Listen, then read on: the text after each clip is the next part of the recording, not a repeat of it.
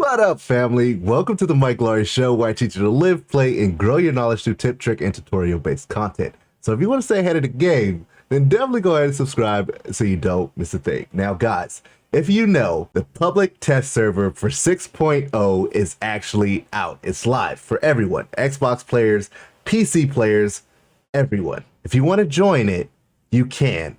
But the question of today is it worth joining it this time around, or should you wait? Let's talk about it.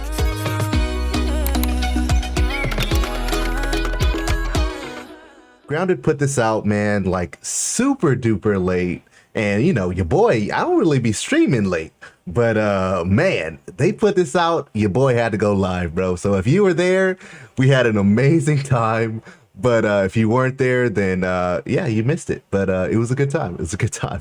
So I want to kind of go over what this public test server has in it, and then you can kind of make your determination on whether you think it's helpful for you to join it, or you think you'll probably wait for the actual live update 6.0. Okay? All right. So it says mosquitoes, fireflies, and bees. Oh my. The public test server is now open for players who wish to help test out the 6.0 update content and features that will release to the live servers at a later date. Join the test server today if you wish, then be sure to join our Discord server if you haven't yet, so that you can chat with others who are testing and have an easy way to share your feedback and suggestions with not only the community, but directly with the dev team as well. We hope you enjoy your time on the public test server. Stay tuned for more grounded news. Stay safe, stay healthy, stay grounded.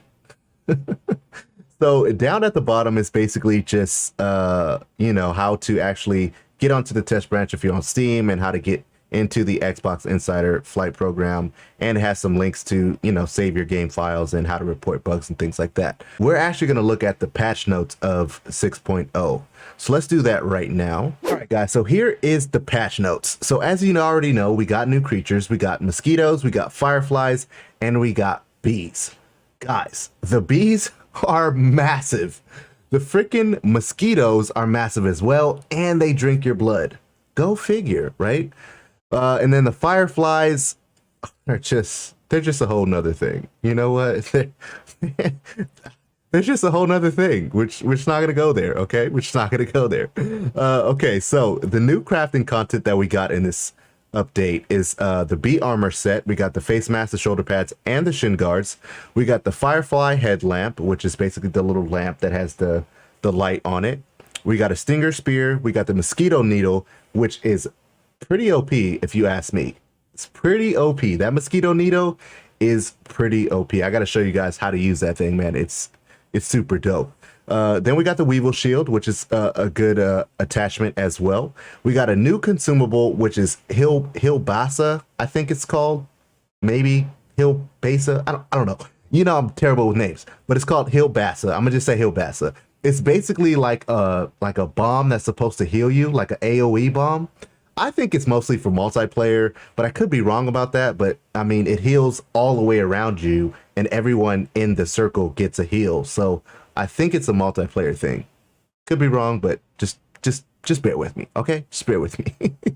So then we got two new stuff friends. We got the stuff bee and the stuff firefly. Those two are pretty dope as well. Now we got a new perk. This is called the Barbarian perk, club damage increase. Now, I don't know if this actually allows for you to get this perk by using the mint mallet, because technically it's called a mint mace now. They switched the name up, but technically it is a club. But if we want to actually be technical about it, the ant club is literally the only club, and I wouldn't see them making you use the ant club when it's nowhere near as good as the mint mace. So the next thing it says, new features, all platforms. Equip items no longer take up backpack space. Guys, that is a game changer. I know we don't have the full, you know, inventory backpack space that we wanted, that I made a video on. If you haven't checked that video out, I suggest you do. It's a pretty good video. But we don't have the extra backpack space, but now the actual armor that you're wearing and the weapon that you're using does not take up inventory space. So that's very good. So if you only have one piece of armor gear in your inventory, when you're wearing it, it doesn't take up your inventory space. So that's pretty dope.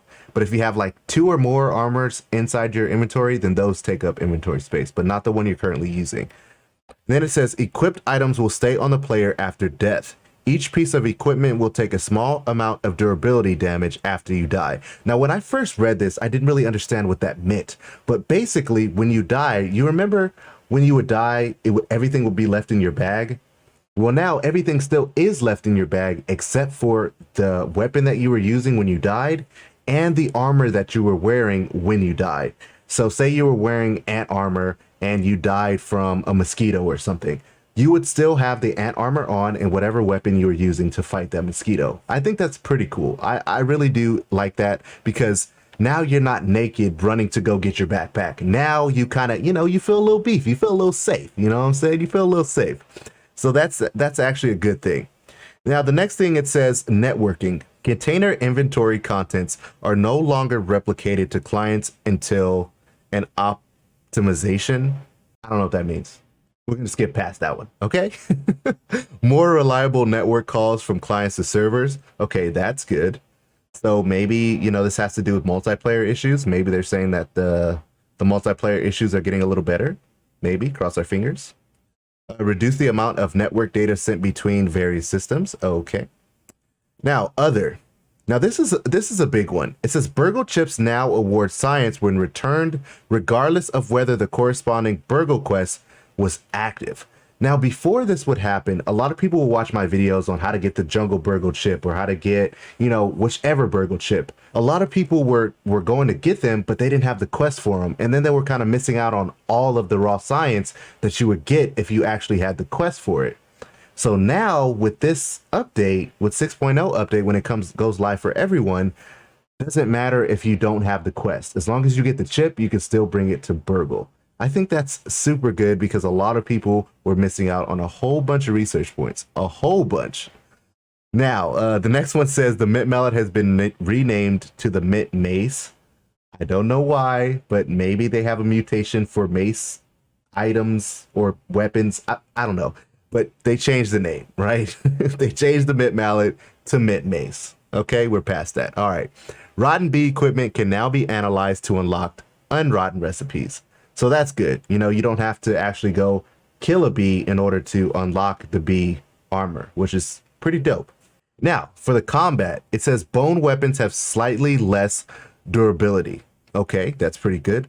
Most unblockable creatures' attacks are now blockable with the shields, still unblockable with weapons. So, the bombardier beetle, how they would shoot that acid at you? Well, now with the Weevil shield, you can block it. And I showcased that on my live stream probably, I don't know, a couple of hours ago. I showcased that and it works pretty good. The only gripe I'll say about the actual shield is it's kind of slow to get up. You know what I'm saying? It's kind of like, and then you can block, If you can anticipate them shooting out, then you should be good to go because it does actually block all of that acid now. So that's actually pretty dope. Pollen can now be thrown. Now, I didn't test this, and I don't know why it, is a thing, but maybe if you throw the pollen, the bees might go after it. I don't know. I didn't test it, so I can't give you 100% that that's actually what it is, but I didn't test it. Previously equipped hands-off items that were displaced by two-handed weapons are restored when re-equipping a one-handed weapon. So basically what that is saying is if you have a one-handed weapon like the mosquito needle and you switch to a mint mallet, if you put your mint mallet away, it'll go back to the mosquito needle instead of you having to go physically to the mosquito needle to place it on your person, if that makes sense. Hopefully I kind of explained that to where you can kind of understand it. Sometimes I'll be capping, you know what I'm saying? I'll be capping. So the interface says point of interest notifications have been altered to look more responsive and look better, to be more responsive and look better. So I did notice that the point of interest notifications, they do look a lot better. The notifications now will display what's in the queue to improve feedback on the system. Nice. Save game screenshots now work with loadout saves. Okay. rest slash sleep respawn UI adjustments. So that one actually is pretty nice. That one looks really nice. So when you go to your like lean-tos or your bed or anything, the menu has changed. Remember, it was like some little like short box. Now it's kind of like a big box, and it has like rest and set your respawn point. It looks pretty good, if I don't say myself. It looks pretty good. The next one says a new resource queue will display on the HUD if you end up picking up new items faster than the HUD can handle, displaying the notification for them. So I think that what they're talking about here is I think it's called like defrag or something or another. Basically, when you click that, it allows for you to group all of those things into one to save space in your inventory. I believe that's what they're talking about. The next one says nectar now spawns on the top of flowers instead of below them. What I found with the nectar is the bees actually drop a ton of it. So you don't even have to go up to the actual tree or plant or anything. The bees are going to drop it for you. It says creatures will fade out and in when approach their despawn distance to prove visual popping currently only works on the host. So basically what that's talking about is when you're not by the oak lab, you're not going to see the spiders that's way over there. It's only until you get close to where you start rendering in the spiders and things like that. So that's what that's saying. That's actually pretty good. I like that.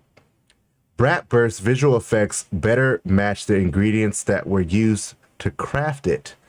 Okay, I have not tested that out, but I'm interested to see what does that mean? Like, are we gonna see like ant egg parts like blowing up? Like what is that all about? I need to check that out. Okay, building will be invaded less often when placing them inside structures.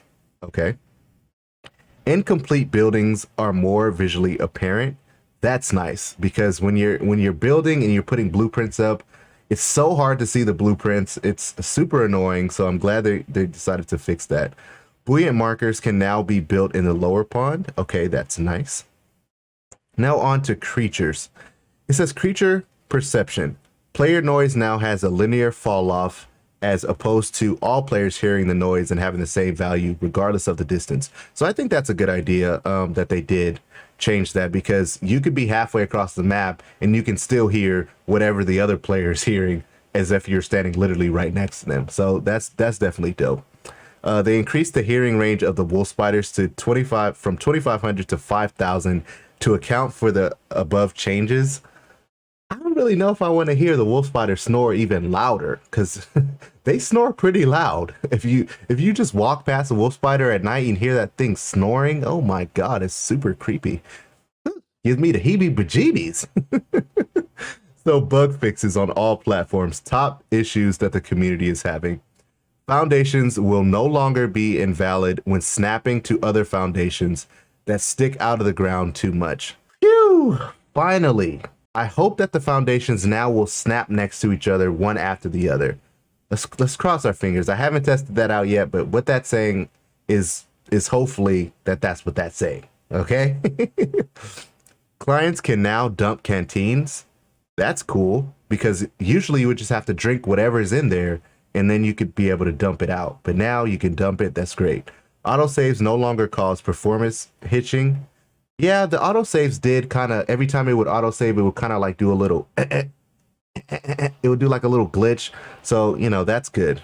I'm glad to see that. Fix issues with clients failing to spawn in games that have huge player bases built. That's great, because I have a massive base, and sometimes it would be, lagging a little bit. So I'm definitely happy about that. So there's a few other things in this update as far as like the game fixes and the bugs and things like that. I'm gonna let you guys read that for yourself, because if I go through all of that, this video is probably gonna be like 30 minutes long, and you guys, let's be honest, you guys ain't gonna sit through 30 minutes of content, you know what I'm saying, of just me talking. You feel me?